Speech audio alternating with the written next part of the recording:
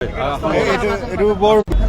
উচ্চাৰণত গোটেই অসমখন আহি যায় হয় কা আন্দোলন হওক বা গছ বছোৱা আন্দোলন হওক বা ৰাস্তাৰ গৰু ছাগলী হওক কুকুৰ হওক তেওঁ বছোৱাত তেওঁ সদায় আগবাঢ়ি আহিছিলে কিন্তু বৰ দুখদজনক কথা যে আমি এতিয়া hashtag justice for Zubeen Garg লিখিবলগীয়া হৈছে আৰু এটা কথা ছ'চিয়েল মিডিয়াৰ হওক বা প্ৰিণ্ট মিডিয়াত হওক বা ডিজিটেল মিডিয়াত হওক বহুতো কিছুমান ডাইভাৰ্ট কৰিব চিটুৱেশ্যনো ডাইভাৰ্ট কৰিব চেষ্টা কৰি আছে আজি এটা আমি প্ৰেছ মিট চালোঁ সঞ্জীৱ নায়াৰ তেখেতকো একিউজ কৰা হৈছিলে কিন্তু তাত আমি তথ্য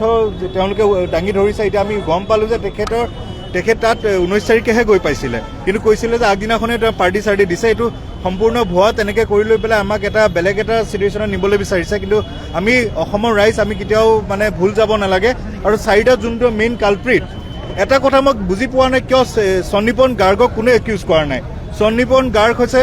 জুবিন গাৰ্গৰ ভায়েক বুলি কৈছে তেওঁৰ নিজৰ নৈতিক দায়িত্ব নাছিল নেকি নিজৰ ককায়েকৰ প্ৰতি নৈতিক দায়িত্ব নাছিল নেকি তেওঁ প্ৰতিটো ভিডিঅ'তে চাব এইটো চাওক এইটো যোনটো ভিডিঅ'ত গান গাই আছিলে সেই কাষত তেওঁ আছে এইটো ভিডিঅ' ইয়াচখনত তেওঁ আছে এইটো ভিডিঅ' চুইমিঙৰ লাষ্ট মুমেণ্টত তেওঁ আছে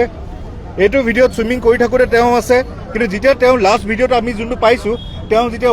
ইয়াতখন ব'টখনত ধৰিবলৈ লৈছে তেওঁ তাৰপিছত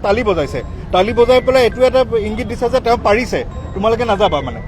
সেইটো ইংগিত সি তেওঁ কিয় দিলে তেওঁতো নিজে সাঁতোৰ আহি পেলাই হেৰি কৰিব পাৰে সন্দিপন গাৰ্গ এজন DSP সেইকাৰণে আমি সকলোৱে মনে মনে আছোঁ নেকি সেইকাৰণে তেখেতৰ ওপৰত আমি কোনো একশ্যন লোৱা নাই নেকি তেওঁ পৰিয়ালৰ মানুহ ৰাৱণ কেনেকৈ ধ্বংস হৈছিলে ঘৰৰ মানে বিভীষণ হয় সেইকাৰণে সন্দিপন গাৰ্গ তেওঁক ধৰিব লাগে তেওঁ জুবিনদাৰ গাড়ীখন যেতিয়া আহিছে তেওঁ তাতে আহিছে শেখৰ গোস্বামী এতিয়ালৈকে মিডিয়া গৈ পাইছে কি তেওঁক ধৰিব কিয় পৰা নাই আৰু দুটা কালপ্ৰিট যোনটো শ্যামকানু মহন্ত আৰু সিদ্ধাৰ্থক আমাৰ অসম আৰক্ষীৰ ইমান দক্ষতা আছে আমি জানো যে তেওঁলোকে এঘণ্টাত গৈ ধৰি ল'ব পাৰে মোৰ এই মোবাইলটো ডুবাইত হেৰাইছিলে ডুবাইত ৰাষ্ট্ৰসংঘৰ পৰা আহি থাকোঁতে মোৰ ডুবাইত হেৰাইছিলে উইদিন 30 মিনিটছত মোক মোবাইল বিচাৰি তেওঁলোকে দিছে আমাৰ কি সেই দক্ষতা আমাৰ অসম পুলিচৰ নাই নেকি কি যে অসম পুলিচৰ এজন DSP ৰেংকৰ মানুহ আছে কাৰণে তেওঁলোকে এখন শ্ল' কৰি আছে নেকি বা বস্তুটো ডাইভাৰ্ট কৰিব বিচাৰিছে নেকি অসমৰ ৰাইজক মই এইটো অনুৰোধ কৰিছোঁ আমি জেন জি যে বুলি যে কওঁ আমি জেন জুবিন আমাৰ কৈশৱ আমাৰ যৌৱন চব জুবিনৰ গানেৰে হেৰি হৈছে মই নিজে ছাৰ্ভাইভাৰ মই এটা সময় নিজে ডিপ্ৰেশ্যনত আছিলোঁ জুবিনদাৰ গান শুনি মই নিজে ছাৰ্ভাইভ কৰিছোঁ তাৰপিছতহে মই জুবিনদাৰ সান্নিধ্য পাইছোঁ মই অসমৰ ৰাইজক এইটোৱে বিচাৰোঁ জেন জিক এইটোৱে বিচাৰোঁ সকলোৱে শান্তি শৃংখলাভাৱে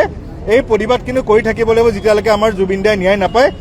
আৰু কেতিয়াও যাতে আমি হাৰ মানিব নালাগে কেতিয়াও আইন আমি হাতত তুলি ল'ব নালাগে আৰু আমাৰ দৃঢ় বিশ্বাস যেনেকৈ গোটেই পৰ্বখিনি নিয়াৰিকৈ অসম চৰকাৰে মাননীয় মুখ্যমন্ত্ৰী ডাঙৰীয়া লগতে ৰণোজ পেগু ডাঙৰীয়া